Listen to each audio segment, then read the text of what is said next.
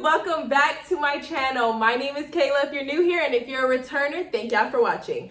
So today I wanted to share 6 tips that help with newborn fussiness due to gas and acid reflux, honestly just the whole entire gastrointestinal tract. So let's get into it. So I first wanted to share that I am a first-time mom and I have a 4-month-old daughter, so I'm definitely learning as I go. But I will say that I too experienced that first month of fussiness due to gas and acid reflux, and they're spitting up. And at first, as a first-time mom, it scares you because you feel so bad and you want to help your baby, and you're like, what can I do to help you learn how to pass gas?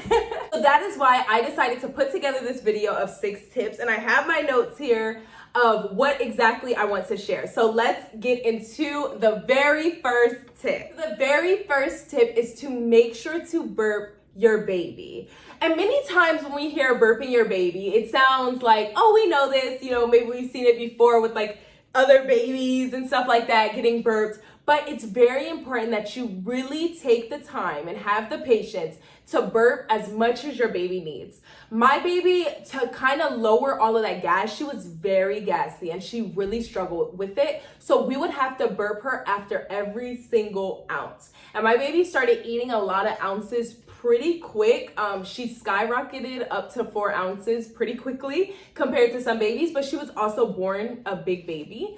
But we had to burp her after every single ounce just to make sure that it didn't upset her tummy and different things like that. So I really want to emphasize making sure to burp your baby. And honestly, in that first month, I would say burp your baby after every ounce. Burp as much as you can, because you will praise that later on at nighttime when you're trying to go to sleep and all those things when the gas is really bubbling up. So definitely burp your baby. Tip number 2 is you want to control the air that is going into your baby. And what I mean by that is it really does help to sit them in an upright position and then keep them in an upright position 30 minutes after each feeding. I will admit, sometimes this is hard because when they're waking up through the night, you're obviously not getting a lot of rest and you're like, my baby fell back asleep. I want to fall back asleep. Let me just put my baby down. But the truth is that holding them up, again, will help you in the long run. So you're not waking up having to deal with the fussiness and having to deal with trying to calm the baby down. And I can honestly say that me and my man would keep our daughter up in an upright position 30 minutes after a feeding. And we got to see just the changes that it was making just by doing that small thing. So I definitely recommend that. Even though it's tiring, I recommend it because it will really help you and your baby. The third thing is if your baby is bottle fed. My daughter personally, we started with breastfeeding, we went to pumping, and then we went to straight formula. So when we got to pumping and formula, she was on bottles. And one important thing when bottle searching, or just one important thing when it comes to this reflux and gassiness, is having a bottle that prevents colic from getting in your baby's belly. We like the Dr. Brown's Natural Flow. We started using this the minute we started formula feeding, and it just worked so great for her. It has the colic lining where it prevents colic, and we definitely love these bottles. I recommend Dr. Brown's, but I also have not just been bottle hunting and tried out so many different bottles. I just know this works for my daughter, but this is a good one. 10 out of 10.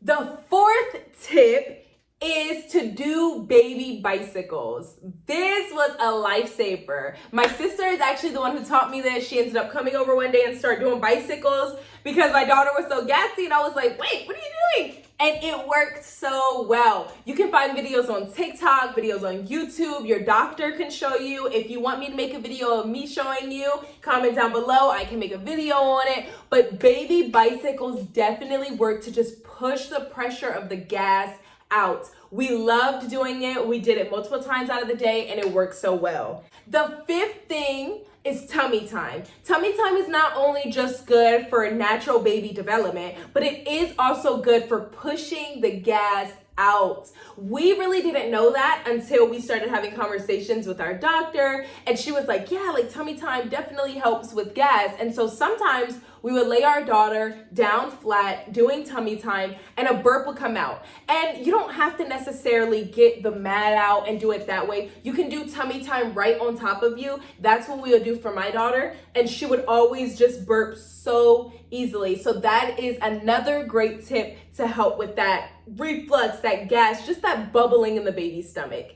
And our sixth tip is actually gas drops. As y'all can see, my first 5 tips were really just natural remedies, you know, not really kind of like over the counter type of medicine type of things. I'm the type of girl where I don't really like medicine. I mean, like, I'll take it if I have to, but obviously for my daughter and for myself, it's always last resort. I like to try to find natural remedies, ways that could help without leading to medicine. But eventually, it was getting so bad for my daughter that we had to turn to something a little different than just the natural remedies. And we went to the MYLICON gas drops.